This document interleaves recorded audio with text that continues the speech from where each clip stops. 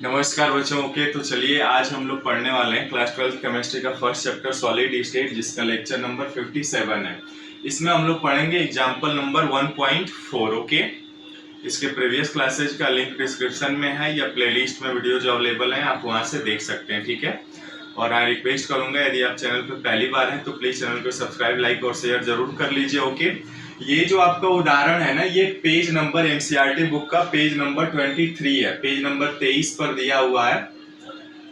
CBSE वाले भी इसमें देख सकते हैं, इंग्लिश मीडियम में भी उसमें पेज नंबर 23 ही होगा या एक ऊपर नीचे हो सकता है।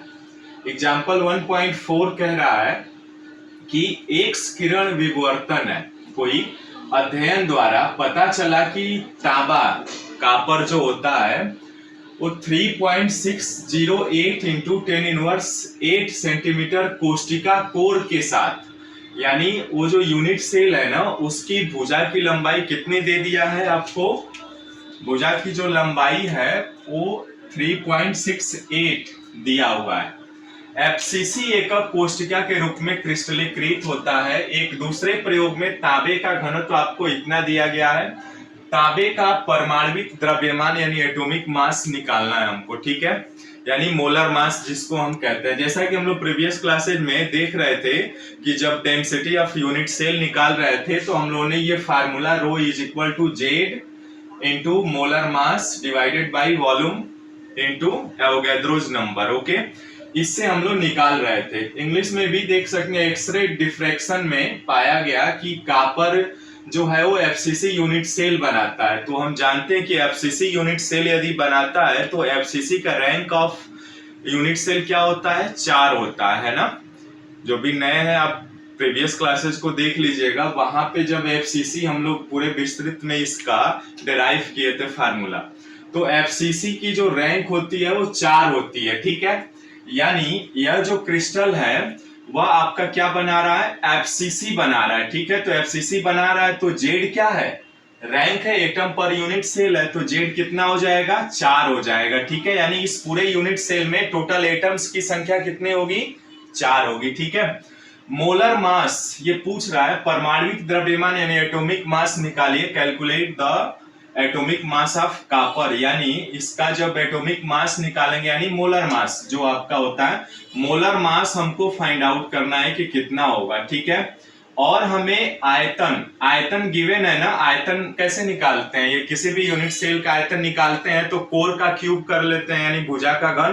तो यानी इसकी भुजा यदि मान लेते हैं ए है तो ए का क्यूब हो जाएगा। और कितना दिया हुआ है देखिए, तो इसमें दिया हुआ है एज, सेल एज ऑफ इतना दिया हुआ है ना, यानी 3.608 इंटू 10⁻18 सेंटीमीटर का घन कर लेंगे। ठीक है, क्यूब हो जाएगा, आयतन निकाल लेंगे।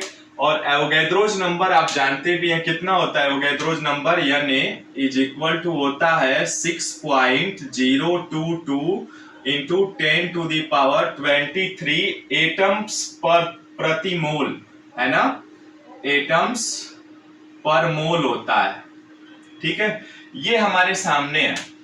अब यहां से हम आसानी से इनको मान पुट करके इस फार्मूला से डिराइव कर सकते हैं। आइए हल करते हैं, कमेंट्स में बताइए हल करके आप, तब तक मैं यहाँ पे आंसर मिला लीजिए, हल करते हैं। ठीक है, अब सबसे पहले तो हमें मोलर मास निकालना है, तो मोलर मास के रूप में फार्मूला बना लेंगे। कैसे बनाएंगे देखिए, इसी फार्मूला को मैं डायरेक्ट ये त्रिय गुणा करा लीजिए, क्रॉस मल्टीप्लीकेशन। तो यहां से कराएंगे तो Z multiplied by molar mass is equal to rho. Rho क्या है, डेंसिटी है। ठीक है, कहीं कहीं रो से निरूपित करते हैं या स्मॉल डी से, डेंसिटी से निरूपित कर सकते हैं आप।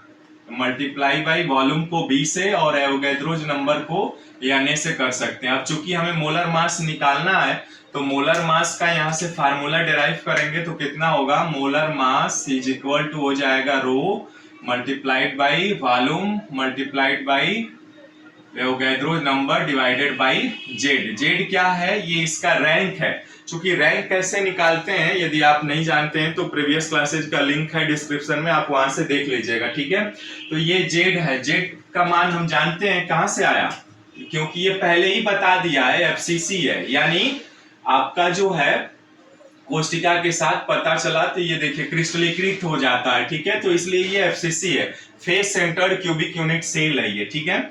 अब रो का मान चूंकि दिया हुआ है, रो का मान डेंसिटी है ना, डेंसिटी भी दिया हुआ है, हम जानते हैं ये दिया हुआ है, ठीक है। रो का मान कितना है 8.92 ग्राम प्रति सेमी क्यूब, ठीक है। वॉल्यूम आपने अभी निकाला था यहाँ पे, ये रहा 3.608 इंटू 10⁻8 सेंटीमीटर का क्यूब निकाल लेंगे, ठीक है। और एवोगैड्रोज नंबर भी है मालूम हमें, तो यहाँ पे लिख लेता हूँ 6.022 इंटू 10⁻23। अब डिवाइडेड बाई कितना हो जाएगा 4 हो जाएगा, ठीक है। अब सिंपल कैलकुलेशन करना है आपको, आंसर आ जाएगा, ठीक है। चलिए कैलकुलेशन करते हैं। 8.92 हो जाएगा, ठीक है। और ये आपका इसका क्यूब करेंगे तो ये आ जाएगा 3.608 इंटू 3.608 इंटू 3.608, 3 बार मल्टीप्लाई करा लेंगे इसको। और इंटू, अब देखिए 10⁻8 है, इसका क्यूब करेंगे तो आप जानते हैं यदि किसी का पावर m है और उस पावर m में यदि n से का भी पावर है तो आपस में ये दोनों पावर क्या हो जाते हैं, मल्टीप्लाई हो जाते हैं। तो ये हो जाएगा आपका 10⁻24, ठीक है। अब यहाँ पे एक और है ना, ये एवोगैड्रो नंबर वाला कैलकुलेशन करिए आगे। Multiplied by 6.022 into 10⁻23 divided by 4, ठीक है। आगे कैलकुलेट करिए, इसका मल्टीप्लाई कराएंगे ना तो ये कितना आएगा, देखिए मल्टीप्लाई कराएंगे इसका तो ये आएगा आपका, ये 2522 और आएगा आपका 0.9299 और ये आपका जो है ना, ये 23 और 24 है तो 10⁻1 हो जाएगा, ठीक है। और डिवाइडेड बाई 4। अब आगे कैलकुलेट यदि आप कर रहे हैं तो इसको आप इसका स्क्रीनशॉट ले लीजिए, फिर आगे बढ़ते हैं। इसका रफ करना पड़ेगा, जगह कम पड़ रहा है, ठीक है। चलिए इसको ले लीजिए। अब यहाँ पे मैं इसको हल करता हूँ, ठीक है। तो चलिए हल करिए इसको। अब यहाँ पे इसमें मल्टीप्लाई कराएंगे थोड़ा सा, तो देखिए यहाँ पे हल कर देते हैं, ठीक है। इसको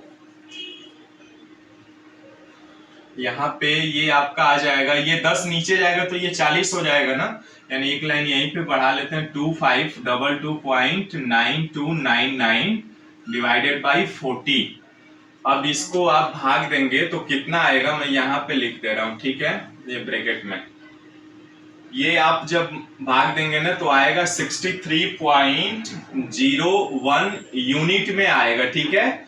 यू आएगा, इसका मात्रक होता है मोलर मास का यूनिट, ठीक है। इससे आप केजी में भी कन्वर्ट कर सकते हैं या ग्राम में भी कन्वर्ट कर सकते हैं, ठीक है। तो इस तरह से इसका आंसर होगा। अब एग्जांपल नंबर 1.5 है, उसको आप करिएगा, नेक्स्ट क्लासेज में देखा जाएगा, ठीक है।